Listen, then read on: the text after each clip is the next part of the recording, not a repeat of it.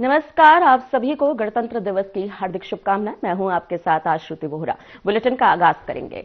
हरियाणा के मुख्यमंत्री नायब सिंह सैनी ने अपने जन्मदिन के अवसर पर श्री माता शीतला देवी मंदिर पहुंचकर पूजा अर्चना की। मुख्यमंत्री ने मंदिर में माथा टेककर प्रदेशवासियों के सुख, शांति और समृद्धि की कामना की। इस दौरान मंदिर परिसर में श्रद्धालुओं की मौजूदगी रही। उन्होंने प्रदेश की खुशहाली और विकास के लिए प्रार्थना की।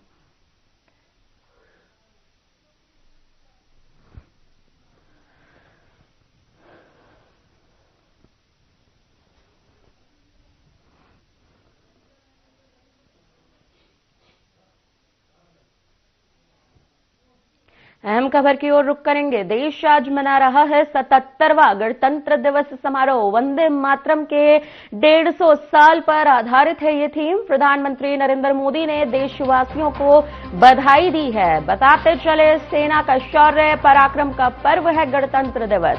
कर्तव्य पथ पर आन बान शान का अद्भुत नजारा।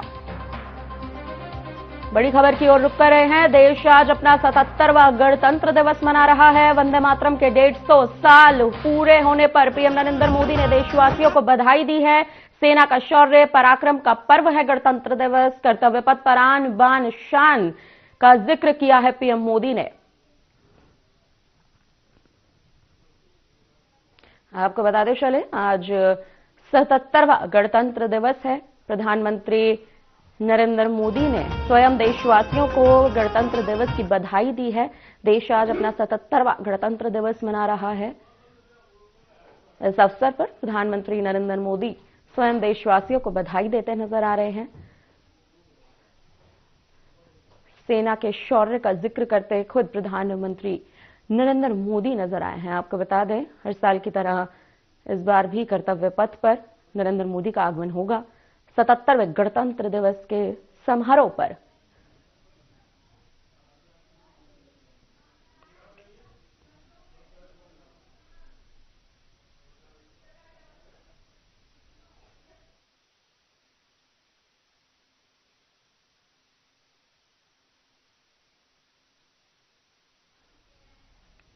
फिलहाल अब आपको सीधा लेकर चलते हैं लखनऊ। सीएम योगी आदित्यनाथ ने झंडा फहराया है। आप सुनिए और देखिए कि किस तरह से सीएम योगी आदित्यनाथ ने भारतीय जनता पार्टी परिसर में, लखनऊ स्थित बीजेपी परिसर में झंडा फहराया।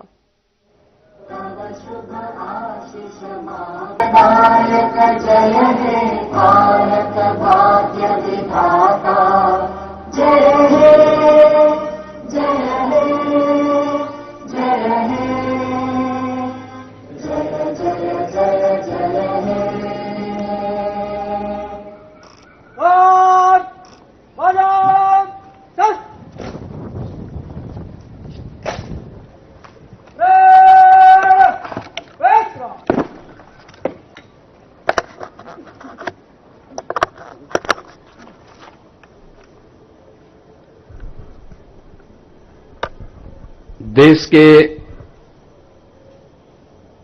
77वें गणतंत्र दिवस के अवसर पर मैं उत्तर प्रदेश के सभी नागरिकों को हृदय से बधाई देता हूं।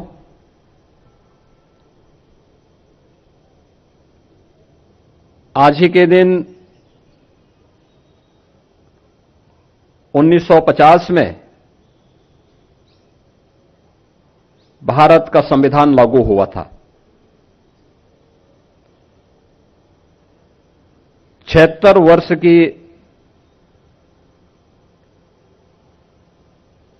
इस यात्रा हरियाणा के ऊर्जा, परिवहन एवं श्रम मंत्री अनिल विज ने कांग्रेस और राहुल गांधी पर जोरदार हमला बोला है।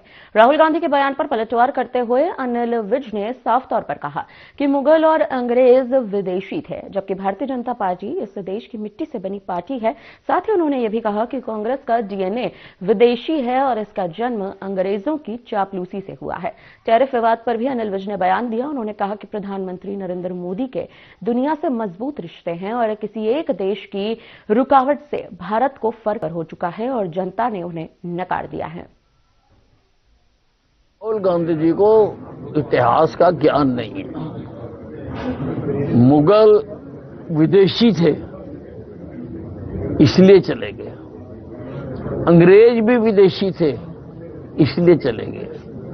भारतीय जनता पार्टी इस देश की, इस माटी से बनी हुई पार्टी है, इस देश की पार्टी है, इस संस्कृति की पार्टी है, यहाँ के ज्ञान की पार्टी है, यहाँ के लोगों की पार्टी है। और अगर वो ऐसी बात कहते हैं तो वो लोगों को गाली दे रहे हैं।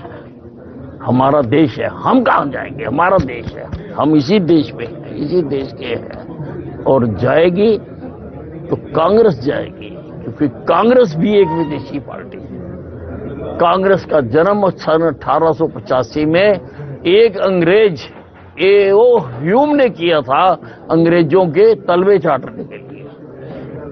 ये उस पार्टी है और धीरे धीरे खत्म हो गई है, थोड़ी थोड़ी रह गई है कहीं पे, वहां से भी खत्म हो गई। शहर में चाइनीज डोर का कहर जो है वो एक बार फिर से सामने आ चुका है। ड्यूटी से घर लौट रहे पुलिसकर्मी अमित शर्मा चाइनीज डोर की चपेट में आ गए, जिससे उनकी आंख के ऊपर 8 टाके आए हैं। आपको बता दें कि यह घटना सेक्टर 14 जीटी रोड की बताई जा रही है। घटना के बाद इलाके में हड़कंप मच चुका है। सवाल उठ रहे हैं कि जानलेवा चाइनीज डोर आखिर खुलेआम बाजारों तक कैसे पहुंच रही है। प्रतिबंध के बावजूद भी सरेआम लोग कट रहे हैं, लेकिन कार्रवाई नाकाफी नजर आ रही है। आपको बता दें, स्थानीय लोगों ने प्रशासन से सख्त कार्रवाई और दोषियों पर कड़ी सजा की मांग भी उठाई है।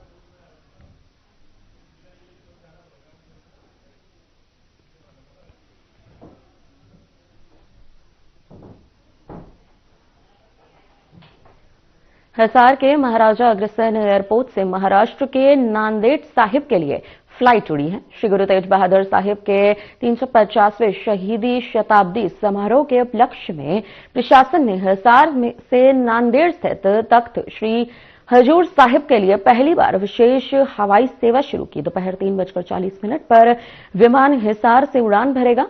पहली उड़ान में कुरुक्षेत्र के 61 श्रद्धालु भी शामिल हुए। आपको बता दें, ये जत्था 28 जनवरी को वापस भी लौटना है। वापसी के समय विमान दिल्ली और चंडीगढ़ एयरपोर्ट पर लैंड करेगा। इस यात्रा के लिए एक तरफ का किराया लगभग 5,000 रुपए निर्धारित किया गया है।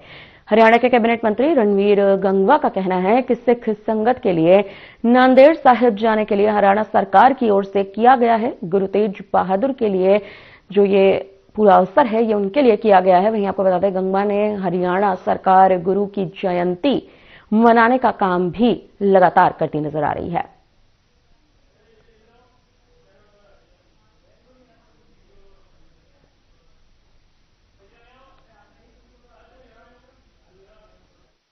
नांदेड़ साहिब के लिए स्पेशल फ्लाइट का प्रबंध हरियाणा सरकार की तरफ से किया गया है।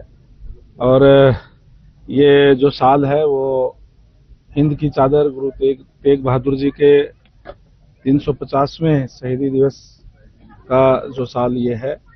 और बहुत बड़ा समागम करके, और पीछे माननीय प्रधानमंत्री जी आए थे कुरुक्षेत्र के अंदर, वहां भी इसको एक बहुत बड़े सत्र के ऊपर बनाया गया। और गुरु साहिबानों का जो इतिहास रहा है वो बहुत ही इस देश के लिए गौरवमय इतिहास रहा है। और उन्होंने जब भी कोई देश और धर्म की बात आई तो कोई भी कुर्बानी देने से पीछे नहीं हटे। उन्होंने अपना सब कुछ न्यौछावर इस देश के लिए, धर्म के लिए करने का काम किया। उन्होंने ये हमेशा शिक्षा देने का काम किया है कि हमेशा राष्ट्र प्रथम और हमारा धर्म प्रथम जो है रखते हुए, आज अगर सनातन या सिख धर्म या हिंदू धर्म जो है यहाँ पे, तो वो उन गुरु साहिबानों की कुर्बानियों की वजह से ही है। रणवीर गंगवा जी ने आप सबको बता ही दिया। अब सिखों का इतिहास तो पिता वारिया ते लाल चरवारे और हिंद तेरी शान बदले, जोरावर जोर से बोला, फतेह सिंह शोर से बोला। तो ऐसा लंबा चौड़ा इतिहास है। गुरु तेग बहादुर ने अपना शीश कटाया और उनका 350वां जो शहीदी दिवस है वो मनाया जा रहा है। और हरियाणा सरकार ने 400वां साल, 300वां साल, इस तरह से जो सिख गुरु हुए हैं उनके चाहे प्रकाशोत्सव हो और चाहे शहीदी दिवस हो, वो सब मनाए हैं। और आज तो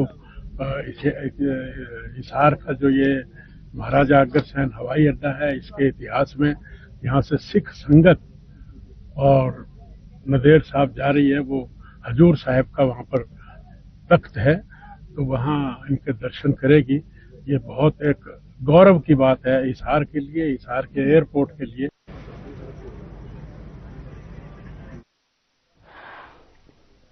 नोएडा के सेक्टर 150 में एक सॉफ्टवेयर इंजीनियर युवराज मेहता की निर्माणाधीन बेसमेंट में कार समेत गिरकर मौत हो गई, जिससे प्रशासन की लापरवाही एक बार फिर से उजागर हो चुकी है। आपको बता दें, इसी तरह की लापरवाही फरीदाबाद में भी देखने को मिलती है, जहां खुले नालों और गड्ढों में गिरकर कई लोग घायल हो चुके हैं और कुछ की जान भी अब तक जा चुकी है।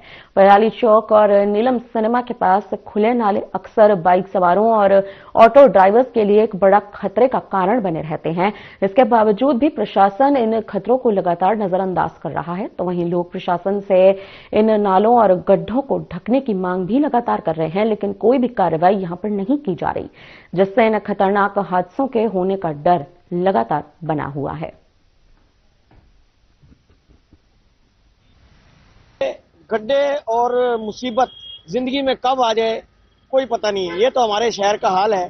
लेकिन हम जहाँ खड़े हैं आज, ये है गुरु तेग बहादुर चौक, जहाँ इस चौक का सौंदर्यीकरण किया गया। वहीं पर अगर हम देखें तो ये मौत का गड्ढा, जो हमारी शहर की सुंदरता के लिए भी अभिशाप है और जिंदगी के लिए भी अभिशाप है कि रात के कोहरे में, धुंध में कब कोई इंसान की गाड़ी स्लिप हो जाए, किसी का स्कूटर स्लिप हो जाए और वो मौत के मुंह में समा सकता है, दुर्घटना हो सकती है।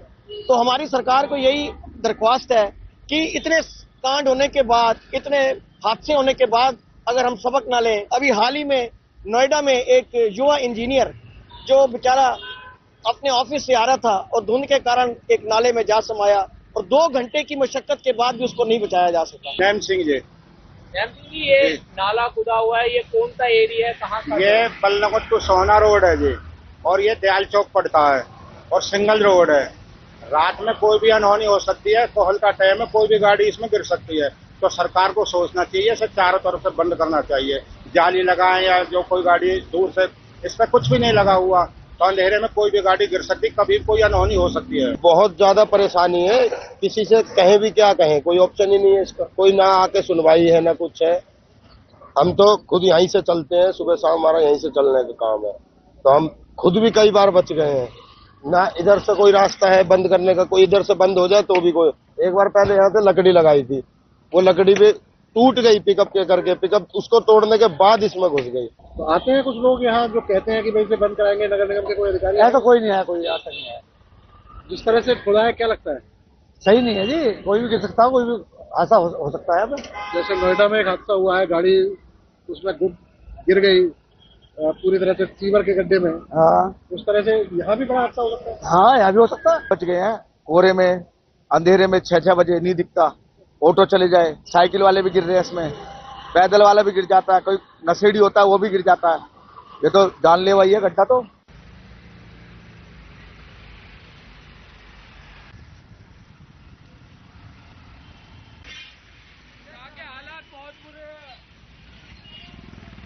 यमुनानगर के बल्लेवाला जोन में खनन कार्य को लेकर जिला प्रशासन और ट्रैक्टर ट्रॉली संचालकों के बीच तनाव आखिरकार बढ़ चुका है। जिला प्रशासन ने नियमों के खिलाफ खनन में इस्तेमाल हो रहे ट्रैक्टर ट्रॉलियों को सड़क पर चलने से साफ मना कर दिया है, जिसके बाद संचालक अनिश्चितकालीन धरने पर बैठ चुके हैं। आपको बता दें, संचालकों का ये कहना है कि पिछले 30 दिनों से उनका काम बंद पड़ा हुआ है। रोटी का जो संकट है वो खड़ा हो चुका है। ट्रैक्टर की किश्त, डीजल का खर्च, परिवार के खर्चे उठाने में मुश्किलों का सामना लगातार कर रहे हैं। उनका यह भी आरोप है कि वे सभी नियमों का पालन करने के लिए तैयार हैं, लेकिन प्रशासन से कोई भी ठोस समाधान नहीं मिल रहा है।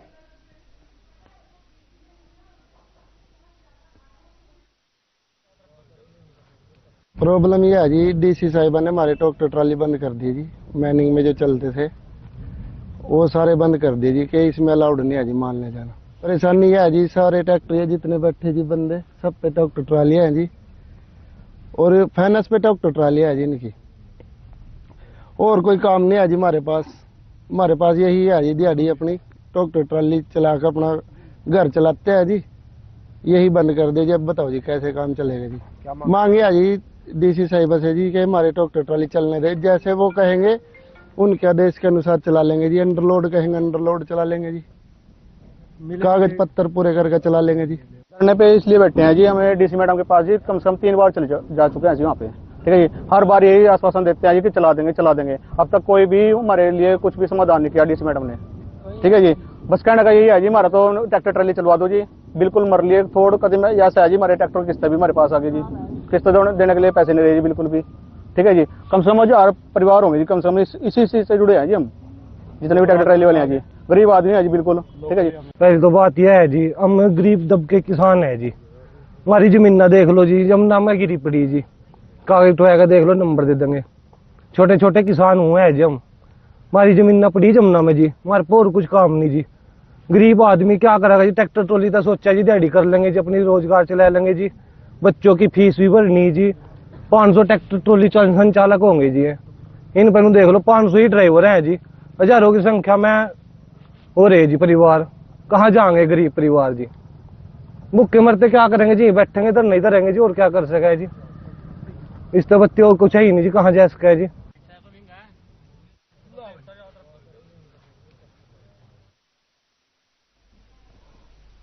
करनाल पहुंचे केंद्रीय मंत्री मनोहर लाल, जहां पर उन्होंने देर शाम कोर कमेटी की बैठक की है। उन्होंने कहा कि बैठक रूटीन है। उन्होंने ये भी कहा कि इससे पार्टी में जो कार्य करने हैं उस पर खास चर्चा की जाती है और उसी को लेकर ये बैठक जो है वो की गई है। उन्होंने साथ साथ ये भी बताया कि रैपिड मेट्रो का कार्य लगातार चल रहा है, बहुत जल्दी आगे भी ये कार्य बढ़ सकता है। करनाल तक ये ट्रेन आएगी, जिसको लेकर कार्य यहाँ पर किया जा रहा है। उत्तर प्रदेश में शंकराचार्य द्वारा अपमान करने के आप पर केंद्रीय मंत्री ने ये भी कहा है कि आखिर क्या हुआ है क्या नहीं हुआ है, ये तो वहां के जो लोग हैं वो ही बता सकते हैं। मुझे इस पूरे मामले पर कोई भी खास जानकारी नहीं है। ये देश युवाओं का देश है और आगे युवा ही जो है आगे का देश का जो सारा काम काज है युवाओं पर ही देश की प्रगति निर्भर है। तो आखिर भारतीय जनता पार्टी ने भी युवाओं को आगे बढ़ाने का निर्णय लिया, तो हर दृष्टि से अच्छा ही है। राष्ट्रीय अध्यक्ष युवा बने हैं, इससे पहले भी हमारे कई मुख्यमंत्री कई हमारे और औहदेदार एज को ध्यान में रख करके जितना युवा व्यक्ति आगे बढ़ेगा उतना स्थायित्व आएगा और उतना देश में हम आगे बढ़ेंगे। हमारे वर्तमान जो राष्ट्रीय अध्यक्ष हैं बहुत ही कर्मठ एक कार्यकर्ता है, उनके पास अभी विधायक हैं बिहार के, पीछे मंत्री भी थे, छत्तीसगढ़ के प्रभारी भी रहे हैं और जहां जहां वो काम किया उन्होंने बहुत प्रभावी ढंग से काम किया। और मैं समझता हूँ देश की पार्टी की जो बागडोर उनके हाथ में मिली है, निश्चित रूप से पार्टी को और आगे बढ़ाने में उनका योगदान होगा। आने वाला केंद्रीय बजट तेज मिल सकती है करनाल को जा रहा है। देखिए, बजट देश भर का होता है और कुछ विभागों की योजनाएं पर्टिकुलर उसमें उल्लेख की जाती हैं और हर प्रदेश को कुछ ना कुछ उसका शेयर जरूर मिलता है। मैं समझता हूँ आखिर सब प्रदेशों में हरियाणा भी एक आगे बढ़ता हुआ प्रदेश है, इसको भी बजट के अंदर जरूर कोई ना कोई बल्कि मिलने वाली है, लेकिन जब तक बजट घोषित ना हो तब तक उन विषयों पर बोलना भी उचित नहीं है। सर, भूपेंद्र सिंह हुड्डा कह रहे हैं कि एक पुल के क्या 2 माली हैं, चंडीगढ़ वाला माली है या फिर दिल्ली वाला माली है? दिल्ली के माली नरेंद्र मोदी सारे देश की चिंता करते हैं और हरियाणा के माली नायब सिंह सैनी वो पूरे हरियाणा की चिंता करते हैं। आज नायब सिंह सैनी का जन्मदिन भी है, मैं उनको बहुत बहुत बधाई देता हूँ। 1970 में जन्मे, आज 56 साल के हमारे नायब सिंह सैनी हो गए हैं और बहुत एक कर्मठ, जुझारू, हंसमुख और जितनी भी योजनाएं पहले से चल रही हैं उनको बखूबी निभा रहे हैं, नई योजनाएं भी बना रहे हैं और इस प्रकार से उनका एक लोकप्रियता, और अब तो मैं कहूँगा कि उनकी लोकप्रियता न केवल हरियाणा में बल्कि पंजाब में बढ़ती जा रही है। पंजाब में लोग उनको निमंत्रण देते हैं कि वहाँ जाकर के वो कार्यक्रम करते हैं और एक अच्छा एक व्यक्तित्व निखर के आया है। मैं उनको इस जन्मदिन की बहुत बहुत बधाई शुभकामना देता हूँ। राहुल गांधी साहब हरियाणा आए थे, प्रशिक्षण शिविर चला को लेकर मंगलवार को हरियाणा पंजाब के मुख्यमंत्री बैठक करने जा रहे हैं। देखिए, सुप्रीम कोर्ट ने एक निर्देश दिया है कि केंद्र सरकार के जो हमारे जल संसाधन मंत्री हैं वो दोनों प्रदेशों के मुख्यमंत्रियों के साथ बैठ करके और कोई ना कोई इसमें से रास्ता निकाले। मैं आशा करता हूं कि अभी 27 तारीख को एक बैठक होने जा रही है और उसमें कोई रास्ता निकालने का काम हो सकेगा ताकि सुप्रीम कोर्ट को जानकारी दी जाए, सुप्रीम कोर्ट को इसका फैसला कर सके। राहुल गांधी ट्रेनिंग देने आए थे करनाल, राहुल गांधी ट्रेनिंग देने कुरुक्षेत्र आए थे जिला प्रधानों को। चलिए, एक अच्छी सूझबूझ के साथ उन्होंने एक स्टेप उठाया है कि वो हर चीज भारतीय जनता पार्टी की कार्य पद्धति को सीख करके और उसमें से आगे बढ़ना चाहते हैं। उनके यहाँ तो लोगों ने ये भी कहना शुरू कर दिया है कि अगर पार्टी को आगे बढ़ना है तो भारतीय जनता पार्टी को फॉलो करो, आरएसएस को फॉलो करो, कैंप लगाओ, शाखाएं लगाओ, ये सब करते हैं।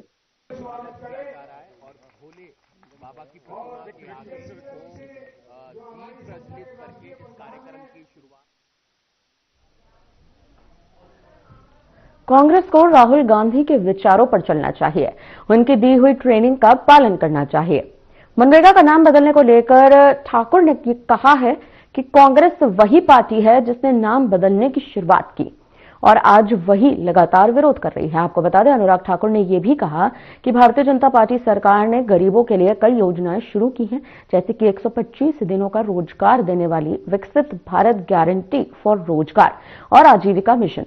जबकि कांग्रेस की बात की जाए तो कांग्रेस ने हमेशा गरीबों के हक में काम करने के बजाय उनका विरोध ही किया है। साथ ही मनरेगा का नाम बदलने पर भी उन्होंने अपना बयान दिया। उन्होंने कहा कि कांग्रेस आज नाम बदलने पर लगातार विरोध कर रही है, सदा से ही नाम बदलने की शुरुआत कांग्रेस ने ही की है।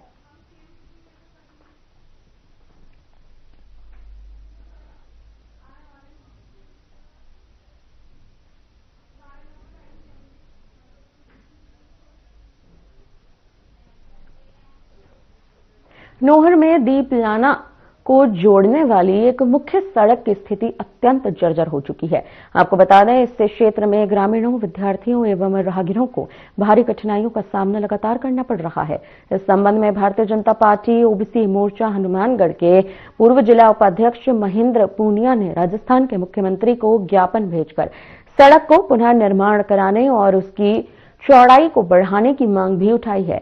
ज्ञापन में यह भी बताया गया है कि दीपलाना से नोहर की दूरी मात्र 12 किलोमीटर की है तथा यही इस क्षेत्र की एकमात्र सड़क है। भारी वाहनों के निरंतर आवाजाही के कारण भी सड़क पूरी तरह से क्षतिग्रस्त हो चुकी है, जिससे आमजन का आवागमन जो है वो बेहद जोखिम भरा हो चुका है।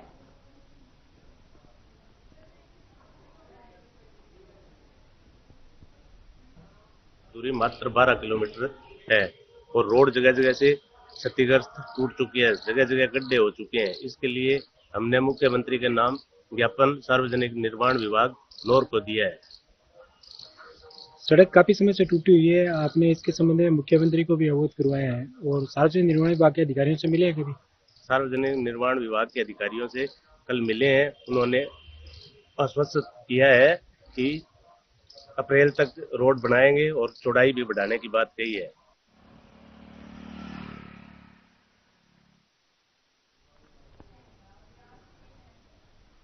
फिलहाल के लिए इस बुलेटिन में इतना ही। मुझे दीजिए इजाजत। नमस्कार।